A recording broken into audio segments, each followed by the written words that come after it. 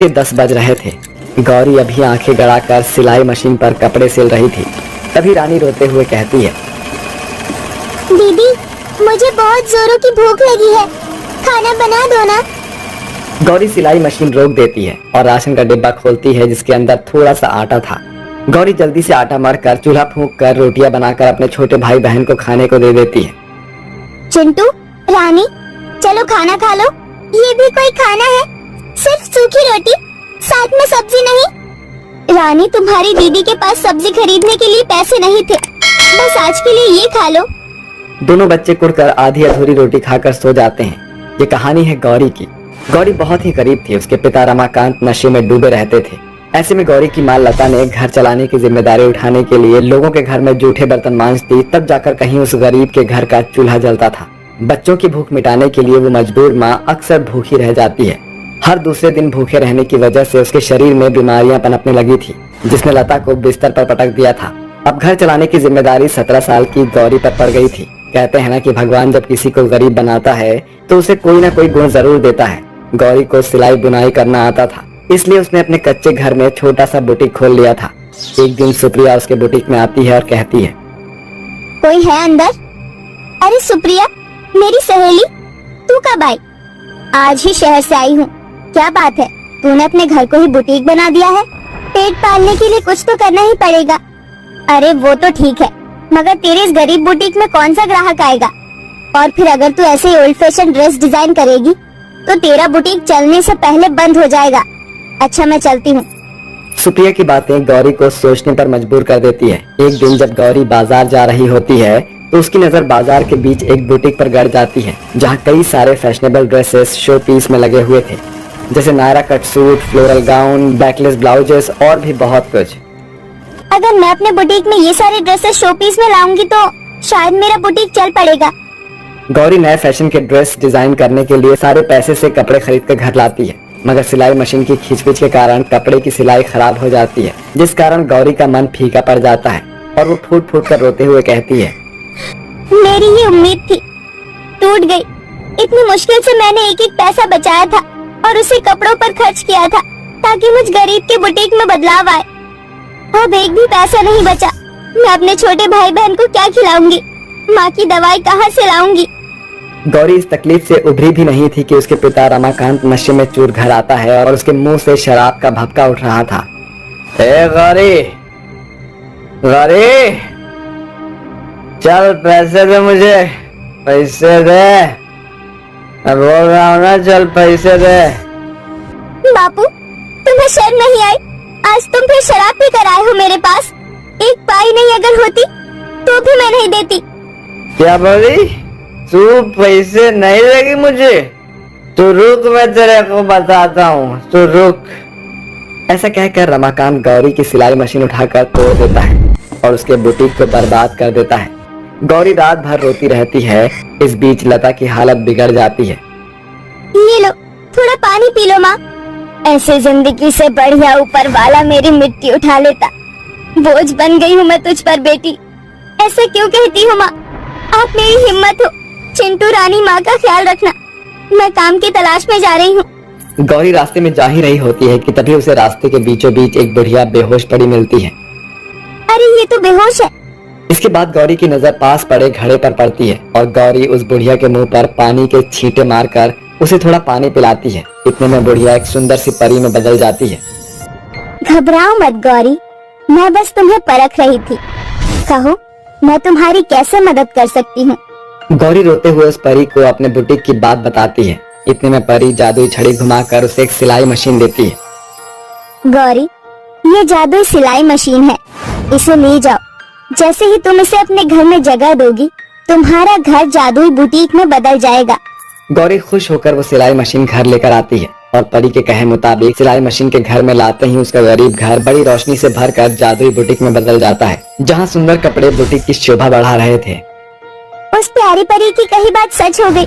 मुझ गरीब का बुटीक जादुई बुटीक बन गया। क्या ये जादुई सिलाई मशीन मेरा कहा हर कपड़ा सिल सकता है?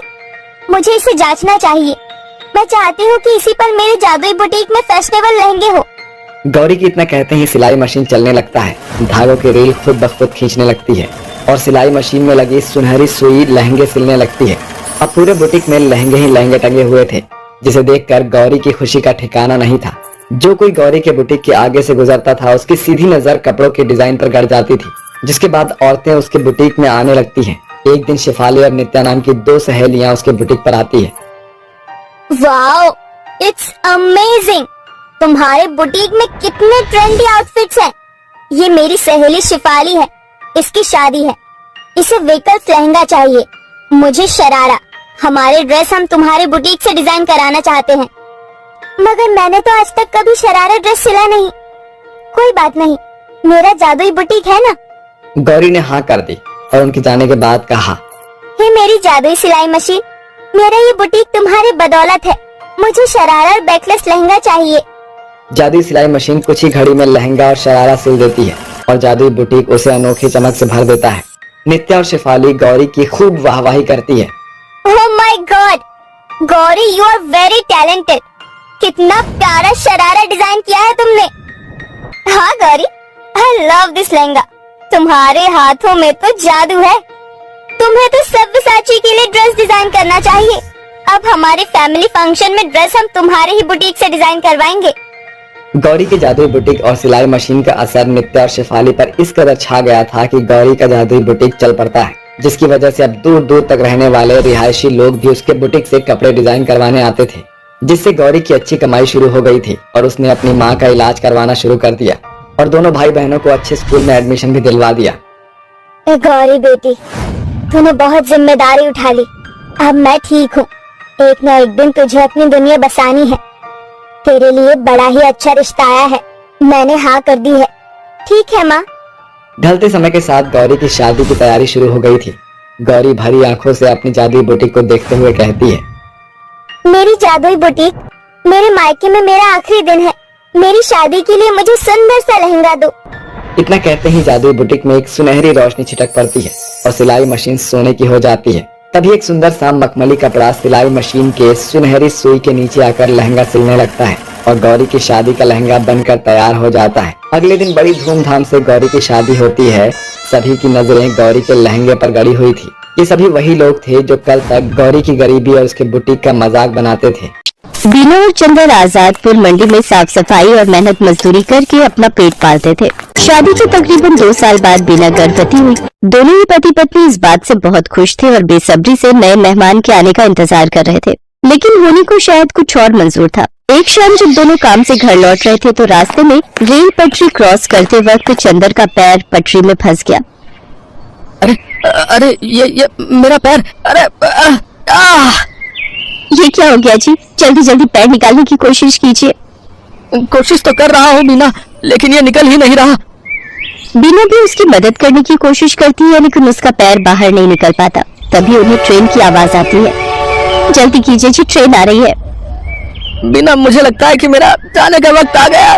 तुम जाओ यहाँ से और अपना और मेरे बच्चे का ध्यान रखना। मुझे भागे को अपने बच्चे का मुंह देखे बिना ही इस दुनिया से जाना होगा। नहीं, ऐसा मत कहिए जी। मैं आपके बिना कैसे रह पाऊंगी? मैं भी आपके साथ इसी पटरी पर अपनी जान दे दूंगी। नहीं, हमारे बच्चे के लिए तुम्हें जीना होगा बीना। अब जाओ यहाँ से, तुम्हें हमारे होने वाले बच्चे की कसम। जैसे बीना पटरी से दूर जाती है तभी ट्रेन आकर विनोद को पल भर में काट देती है। बीना की आंखों के सामने उसके पति की मौत हो जाती है। एक ही पल में उसकी हंसती खेलती दुनिया उजड़ जाती है और वो एक विधवा बन जाती है। चंदर के जाने के बाद बीना बिल्कुल अकेली हो चुकी थी। अब वो अकेली ही मंडी जाती और मेहनत मजदूरी करती और उससे जो कमाई होती उससे अपना पेट भरने लगती है। एक दिन बीना घनश्याम को कुछ प्याज फेंकते हुए देख रही थी। अरे घनश्याम भैया, ये आप क्या कर रहे हैं? कुछ नहीं बहन, जो प्याज खराब हो गए हैं उन्हें अलग करके फेंक रहा हूँ। भैया, अगर आपको कोई प्रॉब्लम ना हो तो जो प्याज आप फेंक रहे हो वो आप मुझे दे दो, वो मुझ गरीब के काम आ जाएंगे। लेकिन बीना बहन, इन आधे सड़े गले प्याजों का आखिर तुम क्या करोगी? वो मैं आपको बाद में बताऊंगी। फिलहाल आप ये खराब प्याज मुझे दे दीजिए। ठीक है बहन, ले जाओ। वैसे भी ये मेरे किसी काम के नहीं। इसके बाद बीना उन खराब प्याजों को एक थैले में भर लेती है और शाम को अपने साथ घर ले आती है और उसमें से थोड़े ठीक प्याजों को अलग करके रख लेती है और जिनकी हालत ज्यादा ही खराब थी उन्हें अपने घर के बाहर बनी क्यारी में बो देती है। अगले दिन सुबह काम पर जाने से पहले बीना साफ छाटे हुए प्याजों को काट कर आटे में मिलाती है और साथ ही नमक, हरी मिर्च और अजवाइन डालकर उस आटे को गूंथ लेती है। खुद नाश्ता करके वो कुछ पराठे घनश्याम के लिए भी पैक करके ले जाती है। ये लो घनश्याम भैया, आपसे जो कल प्याज लेकर गई थी उनसे मैंने प्याज के पराठे बनाए हैं, जरा आप भी चख कर देखो। रोज दाल चावल खाकर आप बोर हो गए होंगे ना। बीना बहन, हम गरीबों के नसीब में तो दाल चावल और सूखी रोटी ही होती है, भला उससे भी क्या नाराज होना। अच्छा लाओ, तुम इतने प्यार से प्याज के पराठे बनाकर लाई हो तो खाकर देखता हूँ। घनश्याम को बीना के हाथ के बने प्याज के पराठे बहुत पसंद आते हैं। ऐसे ही कुछ समय बीत जाता है। बीना को अब 7वां महीना लग गया था, जिस वजह से वो मजदूरी नहीं कर पा रही थी, जिस वजह से उसके घर खाने पीने की तंगी हो गई थी। ऐसे ही एक रोज जब वो खाना बनाने जाती है तो देखती है कि राशन के सभी डिब्बे खाली हैं। हे भगवान, एक बार को मैं तो भूखी रह लूंगी, लेकिन मेरे अंदर पल रही ये नन्ही जान कैसे भूखी रहेगी। इस हालत में तो कोई मुझे काम भी नहीं दे रहा, अब क्या करूं। हाँ, याद आया, अपनी जमीन में थोड़े प्याज उगाए थे ना, क्यों ना उनको निकाल लूं, वो अब पूरी तरह पक गए होंगे। बीना उन प्याजों को निकालती है और पड़ोस से थोड़ा आटा उधार मांग कर ले आती है। उसके बाद स्वादिष्ट प्याज के पराठे बनाती है। उसके पराठों की खुशबू को सूंघते हुए उसकी पड़ोसन आरती वहाँ पहुँच जाती है। अरे वाह बीना, तेरे घर से तो बड़ी ही अच्छी खुशबू आ रही है। आखिर क्या बनाया है तूने? कुछ नहीं बहन, ये प्याज के पराठे बनाए हैं। लो, तुम भी खाकर बताओ कैसे बने हैं। वाह वाह वाह, क्या स्वाद है बीना तेरे हाथों में। अरे इतने अच्छे पराठे तो ढाबे वाला भी नहीं बना पाता। मैं तो कहती हूँ तू प्याज के पराठे का एक ठेला लगाकर बेच और पैसे कमा। जब ऊपर वाले ने तुझे इस हुनर से नवाजा है कि तू इतना अच्छा खाना बना लेती है, तो इसका फायदा उठा। इसकी बात बीना को सही लगी और वो मदद के लिए घनश्याम के पास जाती है। घनश्याम के पास एक पुराना ठेला था जिस पर वो गलियों में जाकर प्याज बेचता था, लेकिन जब उसने मंडी में खुद की दुकान ले ली तब से वो ठेला बेकार ही खड़ा रहता था। घनश्याम वो ठेला बीना को देने के लिए तैयार हो जाता है। घनश्याम शाम को अपना पुराना ठेला लेकर बीना के घर पहुँचता है। ये लो बीना बहन, इसकी मरम्मत मैंने करवा दी है, अब तुम इसका इस्तेमाल कर सकती हो। आपका बहुत बहुत शुक्रिया घनश्याम भैया, आपका ये एहसान मैं कभी नहीं भूलूंगी। अगले दिन सुबह जल्दी उठकर बीना सारी तैयारी कर लेती है और मंडी में जाकर अपने प्याज के पराठों का ठेला लगा लेती है। लेकिन काफी देर तक जब कोई ग्राहक नहीं आता तो वो सोचती है, हे भगवान, दिन ढलने को आ गया लेकिन अभी तक एक भी ग्राहक नहीं आया। अगर ऐसे ही चलता रहा तो मैं अपने होने वाले बच्चे को क्या खिलाऊंगी। लगता है बिजनेस चलाने के लिए कोई तरकीब लगानी होगी। एक काम करती हूँ, कम दाम करके बेचती हूँ। एक बार मेरे पराठों का स्वाद सबकी जुबान पर चढ़ गया तो वो कोई और जा ही नहीं पाएगा। इतना सोचकर बीना आधे दाम में प्याज के पराठे बेचने लगती है। कम दाम में बहुत सारे लोग बीना के पराठे खाने लगे। कुछ दिन बीना ने सबको कम दाम पर ही पराठे बेचे, लेकिन फिर जब उसके ग्राहक बढ़ गए तो उसने रेट बढ़ा दिए। लेकिन तब तक वो पूरी मंडी में प्याज के पराठों वाली के नाम से मशहूर हो चुकी थी। कुछ ही दिनों में उसकी अच्छी खासी कमाई होने लगी थी। वो भगवान के आगे हाथ जोड़कर बोलती है, हे भगवान, तेरी कृपा से और कुछ अच्छे लोगों की मदद से मेरा काम बहुत अच्छा चल पड़ा है और मैं अच्छी खासी कमाई कर लेती हूँ। बस मुझ पर ऐसी अपनी कृपा दृष्टि रखना ताकि मैं अपने बच्चे को एक अच्छी जिंदगी दे सकूं। कुछ ही दिनों में बीना खुद का ढाबा खोल लेती है। अब उसकी खूब अच्छी कमाई होने लगी थी। उसका काम और बढ़ गया था, इसलिए उसने अपनी मदद के लिए 2 लाचार औरतों को रख लिया था। बीना की डिलीवरी का समय भी आ गया और उसने एक बेटे को जन्म दिया। महीने भर का रेस्ट लेने के बाद वो वापस काम पर जाने लगी और अपने साथ अपने बच्चे को भी ले जाती। अब वो काम संभालने के साथ साथ अपने बच्चे की भी अच्छी परवरिश करने लगी और खुशी खुशी उसके साथ रहने लगी।